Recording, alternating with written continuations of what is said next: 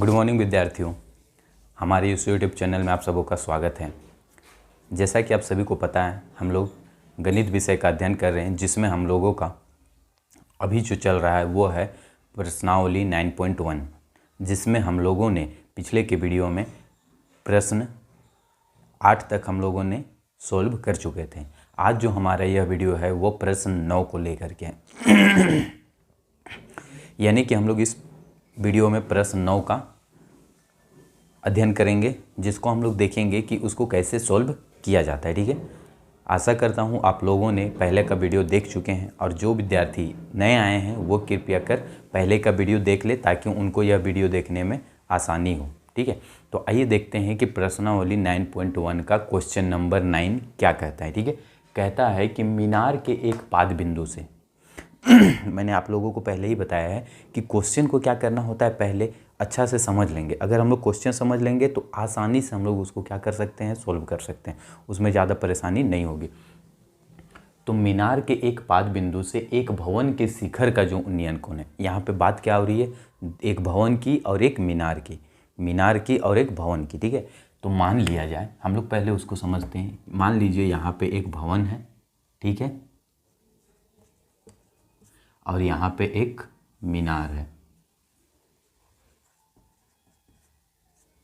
ठीक है, मतलब एक भवन है, एक मीनार है। तो बोल रहा है मीनार के पाद बिंदु से, मीनार के पाद बिंदु यानी कि पैर से, मीनार के पैर से भवन के शिखर का उन्नयन कोण, भवन के शिखर, भवन का शिखर ये है, इसका जो उन्नयन कोण होगा वो कितना डिग्री बन रहा है, 30 डिग्री बन रहा है। अब भवन के पाद बिंदु, भवन का पाद बिंदु ये हुआ से मीनार के शिखर का उन्नयन कोण, मीनार का शिखर ये हुआ, उन्नयन कोण 60 डिग्री बन रहा है। तो ये जो बन रहा है वो कितना डिग्री का बन रहा है, 60 डिग्री का बन रहा है। ठीक है, मीनार 50 मीटर ऊंची है। क्या बोल रहे हैं, मीनार जो है वो 50 मीटर ऊंची है। मीनार की हाइट दिया हुआ है 50 मीटर, तो भवन कितना होगा। ठीक है, तो हम लोगों को कुछ नहीं पता, तो हम लोग क्या करते हैं, पहले इसका नामकरण दे देते हैं, ABCD। ठीक है, हम लोग इसका क्या कर दिए, नामकरण दे दिए। अब हम लोग इसको क्या करेंगे, सॉल्व भी करेंगे। ठीक है, तो हम लोग इसको देखते हैं। ये दिया हुआ है, 2 थीटा दिया हुआ है, इसका हम लोगों को ऊंचाई ज्ञात करना है। यानी कि जो दिया हुआ है पहले उसको लिखते हैं। हल में क्या होगा, तो मीनार की ऊंचाई, मीनार की ऊंचाई बराबर 50 मीटर दिया हुआ है। भवन की ऊंचाई हम लोगों को क्या है, ज्ञात करना है, जो नहीं पता, यानी कि हम लोग इसके जगह AB लिख सकते हैं। ठीक है, तो हम लोग इसको ना वाट ना लिख करके क्या कर सकते हैं, हम लोग इसको A और B दे रहे हैं। ठीक है, और थीटा कितना दिया हुआ है, तो एक 30 डिग्री दिया हुआ है। ठीक है, और फिर एक 60 डिग्री दिया हुआ है।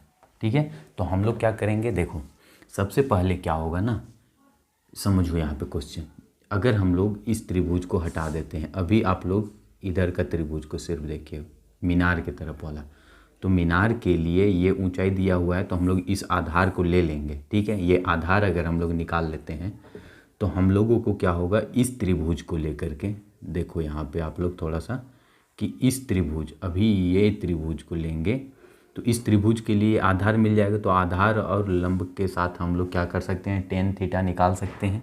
ठीक है, तो आधार और लंब के साथ tan थीटा निकाल सकते हैं, और यहाँ पे भी क्या कर सकते हैं, हम लोग आधार और लंब ले करके निकाल सकते हैं। ठीक है, तो हम लोग देखते हैं।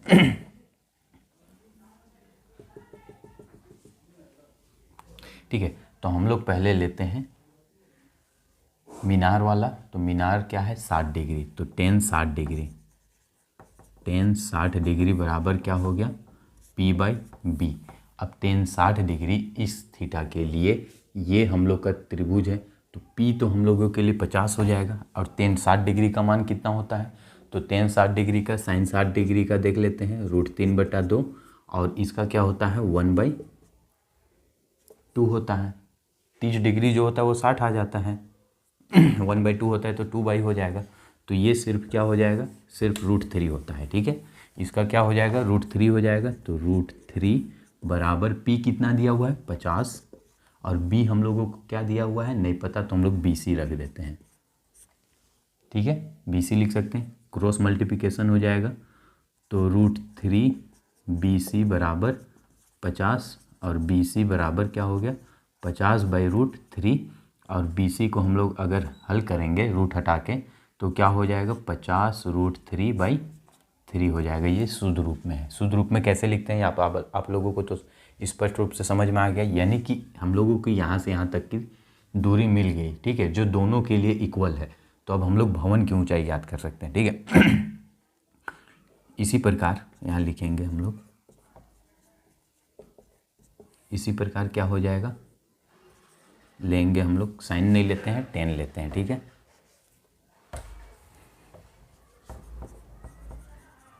tan 30 डिग्री 30 डिग्री बराबर क्या होता है P/B।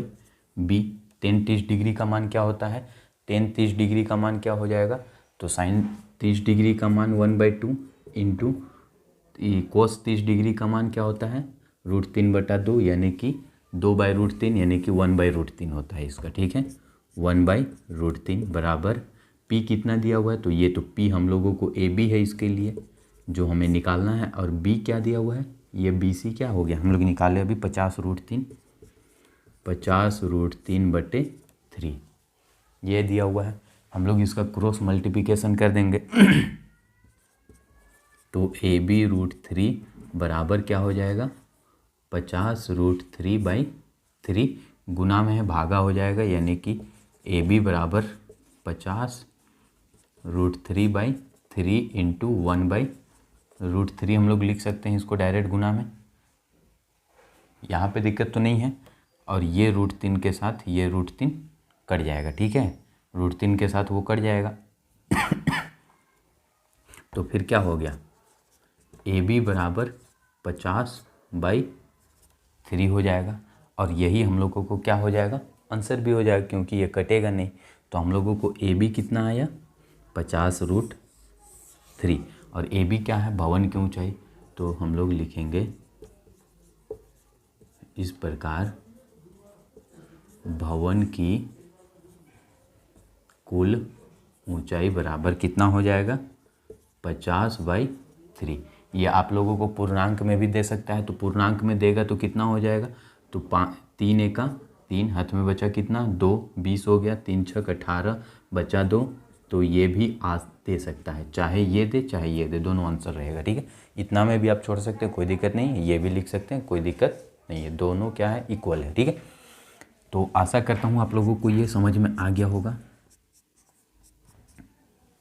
उसके बाद ये शुरू हुआ, उसके बाद ये, फिर ये, फिर ये, फिर ये, और यहाँ पे हम लोग का ये जा कर के कंप्लीट आंसर आ गया।